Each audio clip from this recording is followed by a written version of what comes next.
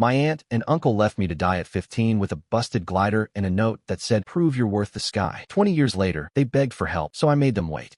And wait. And wait. I never showed. They didn't even wait to make sure I got off the ground. The dust hadn't settled from their truck tires before I realized they were really gone. My name's Dorian. I was 15 when my aunt and uncle left me at a crumbling airstrip outside Tucumcari, New Mexico, in the middle of July. No water. No food. Just a beat-up glider with a sputtering fuel gauge and the kind of sun that made the sand feel like burning coals. "Figure it out or crash," Uncle Ray had said, tossing me the keys like we were joking about lawn mowing. "Maybe you'll finally be worth something." Then he and Aunt Bev peeled off, laughing like it was some sitcom ending. Their truck backfired twice before it disappeared over the ridge. I stood there with my arms at my sides, not sure whether to scream or laugh or throw up. I had maybe 5 minutes of fuel and a fuselage that rattled when I breathed on it. They always said I was too quiet. Too soft. Too slow. Maybe I was. But something in me snapped when I climbed into that cockpit. I didn't cry. I didn't call after them. I just strapped myself in, flipped the panel switches, and prayed the rusted hunk of metal would get off the ground. The glider coughed, wheezed, and then roared to life like it didn't want to die just yet. The takeoff was a disaster. I jerked sideways almost immediately, one wheel catching the edge of the cracked runway. For a second, I thought I was going to tip. My right wing scraped against the edge of a fence post. Sparks flew. But somehow pure luck. Maybe I got airborne. The desert dropped beneath me. Not by much. I wasn't flying so much as skimming the earth, bouncing in hot, choppy air. The control stick rattled in my hands. My teeth vibrated. I didn't know if I was breathing. Then the left engine gave a little shudder. And then it coughed. And then it stopped. I went down fast. I pulled every lever I could, heart pounding like a jackhammer. The wind screamed past the canopy. My body felt like it was made of concrete. I saw nothing but brown and red and the shimmer of heat off the sand. And then, black. When I woke up, my mouth was full of grit and my head was pounding like someone had taken a hammer to it. I didn't know how long I'd been out, but the sun hadn't moved much. My leg was pinned under part of the glider's frame. The canopy was cracked. Smoke curled from somewhere behind me. "Hey. Hey, kid." A voice. Rough. Tired. Real. A man in a straw hat ran up, pulling a bandana over his mouth. He dropped to one knee beside me. "Don't move," he said. "I've got you." I blinked up at him, dazed. "They left me," I mumbled. I don't have anyone. I'm an orphan." He didn't say anything right away. Just cut the seatbelt loose and hoisted me onto his shoulder like I was weightless. I remember the way his boots crunched in the dirt. The way his truck smelled like hay and leather. The way I clung to that lie like it was my last piece of oxygen. Because if he knew the truth, that I had people, and they just threw me away, I didn't think he'd keep me. Miguel never asked too many questions. He said his ranch had space and that he needed a hand, and that was that. I moved into a tiny room above the barn and spent the first month thinking I'd wake up and find out it was all a weird dream. But it wasn't. It was just my new life, the ghost life, as I started calling it. No paperwork. No school. Just chores, bruises, and silence.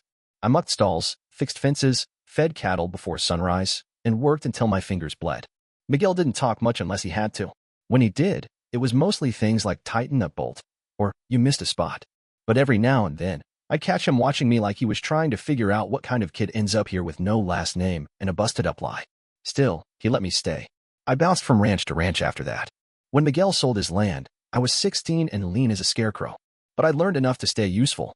Farmhands passed my name along, could nose his way around an engine, good with cattle, doesn't talk much. By 17, I could ride, weld, wire, and skin a deer if I had to. I never stopped moving. No birthdays. No real friends. Just cash under the table and the weight of always pretending I didn't come from anything. Because in my head, if I didn't have a past, I couldn't be thrown away again. At 18, I got my GED through a local church program. At 20, I was hauling equipment and taking night classes at a community college. I lived in a broken-down trailer behind an old cotton gin and showered at the gas station 2 blocks over. Every penny I made went to tuition, gas, or instant ramen. By 24, I'd earned a spot at a rural technical institute in Texas, studying aeronautical engineering. The irony wasn't lost on me. The kid who almost died in a glider was now learning how to build aircraft from the ground up. I worked janitorial shifts to cover lab fees and delivered groceries on weekends. Still didn't tell anyone my real last name. Still didn't take vacations. Still had nightmares about the desert. But I was building something slow, brick by brick. My own name. My own future. My own sky.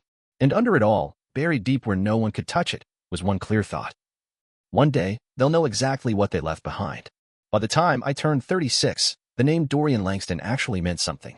I had an office in Austin with glass walls and a view of the skyline. My aerospace consulting firm worked with contractors across the country, everything from drone tech to prototype stability testing. Clients flew in from out of state just to shake my hand. I had employees who looked up to me, people who actually listened when I spoke. I had built all of it from scratch.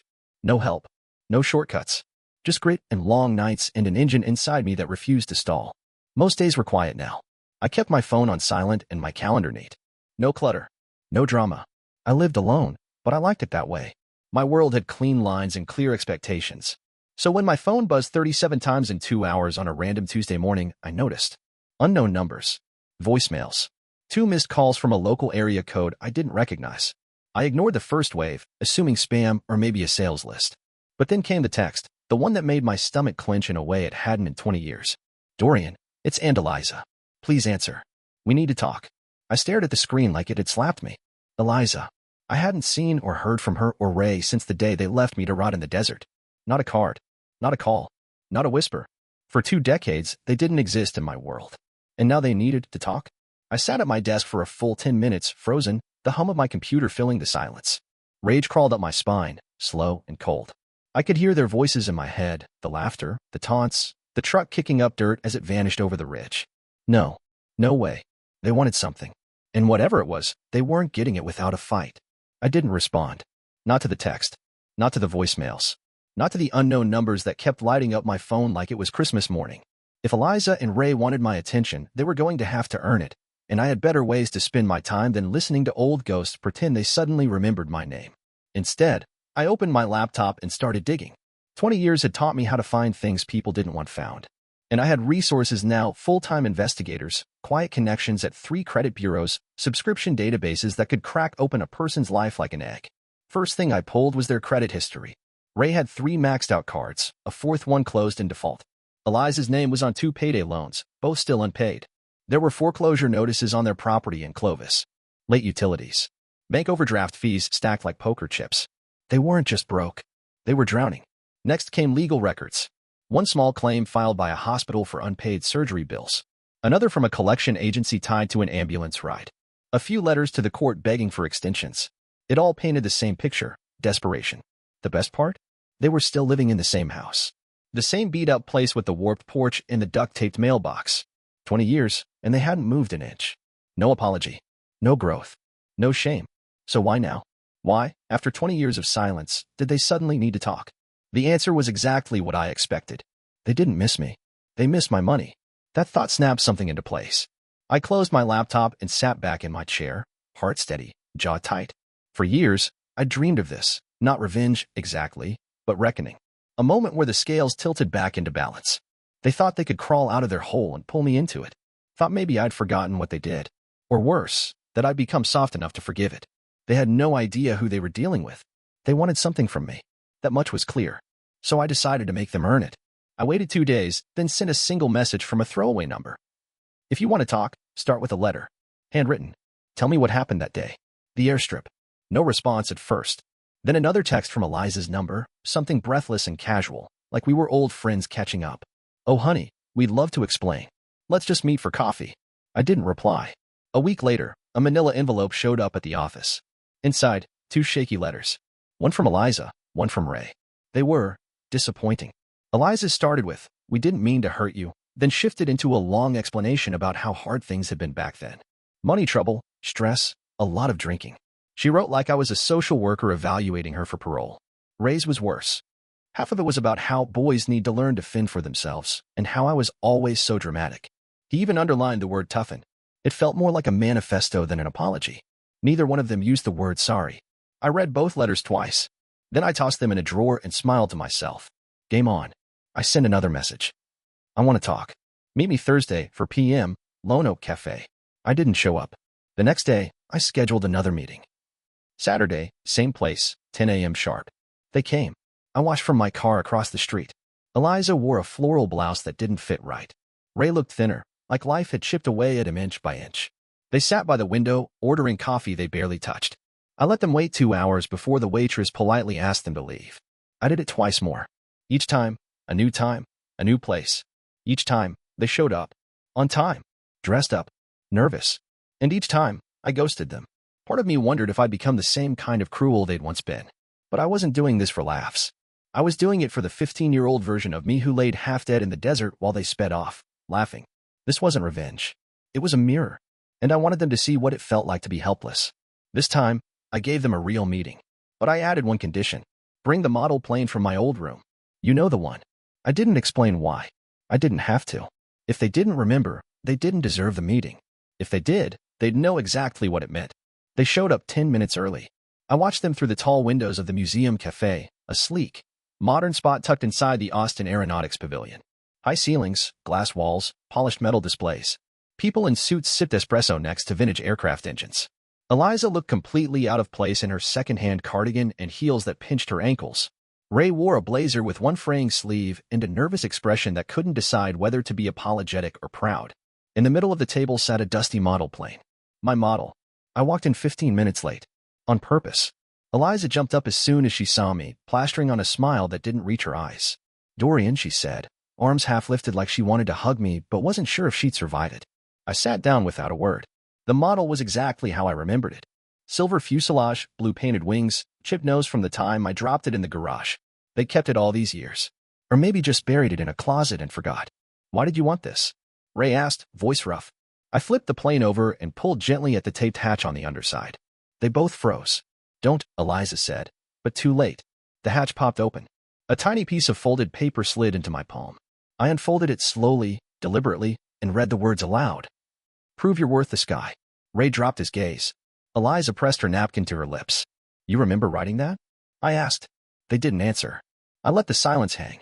Let them sit there with their coffee growing cold and their shame thick in the air. I set the note on the table, right between us. You left a 15-year-old kid in a death trap with this taped inside his only escape plan. What kind of people do that? Eliza finally looked up, eyes rimmed red. We were stupid, she whispered. Drunk. Angry. We didn't think you'd actually try to fly it. But you hoped I'd try and fail, I said. You wanted to teach me something. Ray spoke, quiet but firm. We thought maybe you'd disappear. There it was. The real truth. The one they'd never say out loud until now. And for the first time, I didn't feel anger. I felt clarity. The next day, I got a call from a number I hadn't seen in years. Miguel. I answered before the second ring. His voice was the same, low, steady, like gravel under a boot heel. Figured I'd hear from you sooner or later, he said. Saw a couple folks I didn't expect at my ranch this week. I sat up straighter in my chair. They found you. Yeah. Showed up with that same weak story they always had. Said they were looking to make things right. Told me they were reaching out to old friends. Miguel scoffed like the phrase tasted bad. They mentioned a kid with a concussion and a busted glider who called himself an orphan? I asked. Briefly, he said. Tried to spin it like they were just hard on you. Claimed they always meant to come back. I clenched my jaw. They didn't. I know, he said. That's why I told him to leave. For a long second, neither of us said anything. Then Miguel added, they weren't there for closure, Dorian. They were there for credit. Wanted to rewrite the story so they didn't look like villains. That sat heavy. They didn't make you, Miguel went on. You survived in spite of them, not because of them. You hear me? I do. Good, he said. Because they sure as hell don't get to walk into your life now and claim a damn thing. His words hit deeper than I expected. Maybe because Miguel was the only adult who ever saw me at my lowest and didn't flinch. Maybe because part of me still needed someone to tell me I wasn't crazy for being this angry. You think I'm doing the right thing? I asked quietly. Miguel didn't hesitate. I think you already did. You lived. You built something solid. And now you're finally finishing the job.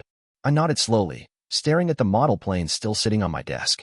The note was folded underneath it now, not out of sight, just waiting. Thanks, I said. For back then. And now. You're welcome, he replied. But you don't owe me anything. Maybe not.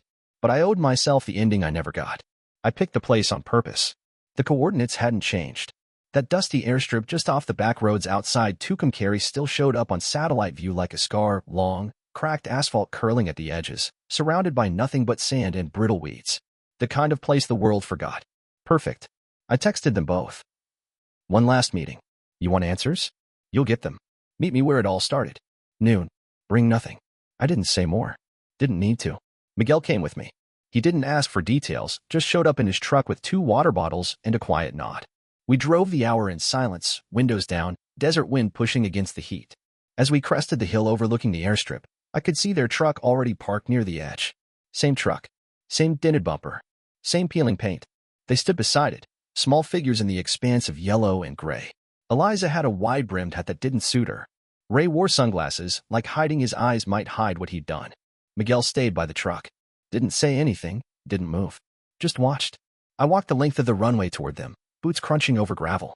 Every step brought something back, the blistering sun, the rattling glider, the sheer terror of being left behind like a broken toy. My hands curled into fists without thinking. Eliza was the first to speak. "You came," she said softly. "Yeah," I replied. "Thought you might want to see the scene of the crime." Ray shifted uncomfortably. "You know, we didn't." "Don't," I cut in. "Don't start with the excuses. Not here." They both went quiet. I turned in a slow circle, taking it all in. The skeletal outline of the old hangar. The rusted windsock still clinging to its frame. The same dust, the same heat. It was like stepping into a preserved nightmare. "You left me here," I said, with a broken glider and half a tank of fuel. And a note that told me to prove I was worth the sky. Eliza swallowed hard, blinking against the sun. "We were broke," she said. "We were drunk half the time. You were a mouth to feed and we weren't ready.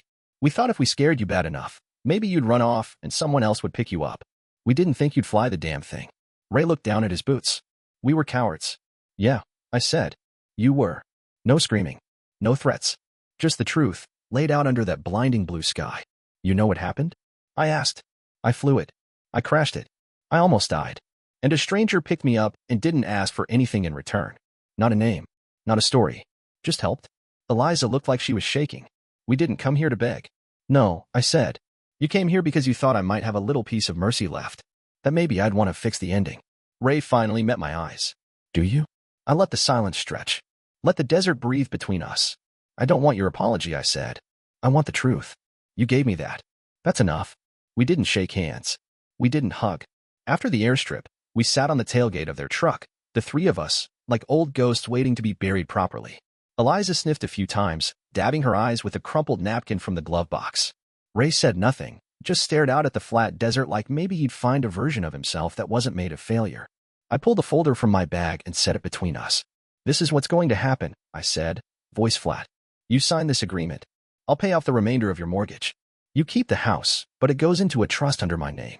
If you sell, I get first rights. If you die in it, it reverts to me."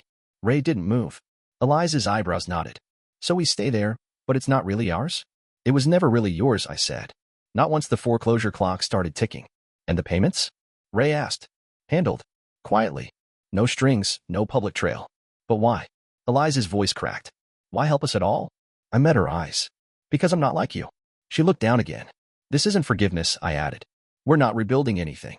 I don't want holiday cards. I don't want to be your son. This isn't family. It's closure." Eliza started to cry, real now. Small, tired tears that came too late. Ray took the pen, hand shaking slightly, and signed. Eliza followed. "You'll get a copy in the mail," I said.